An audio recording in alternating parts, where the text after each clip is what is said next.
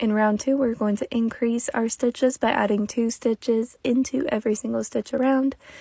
And I'm not going to slip stitch into the first stitch, I'm just going to work directly into it, and then I'm going to use my stitch marker to mark the first stitch of the round. But that's not where it goes. Take it back out. There you go, put it in that one. Good job, Sophia. There we go.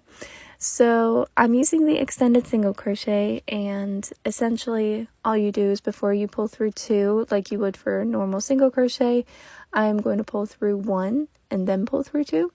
This is very similar to herringbone stitches, and personally I would prefer that it was called the herringbone single crochet, but it's officially called the extended single crochet. But I might start calling it the herringbone single crochet just for myself. It makes a very pretty box-like stitch, and it's also somewhere between a single crochet and a half double crochet, so that's just a little bonus for it.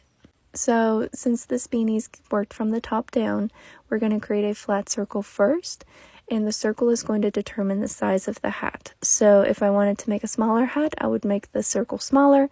If I wanted to make a bigger hat, I would make the circle bigger. But because we are using the hat templates, we're going to try and match our circle to the hat templates as closely as possible.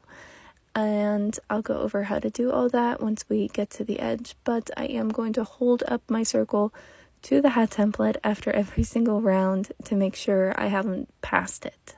In part 3, I'll go over the different ways to keep your circle flat and how many stitches you should start with depending on what you're going for. And yeah, if you like these kind of close-up stitch tutorials, be sure to like and follow. I post them as much as I can.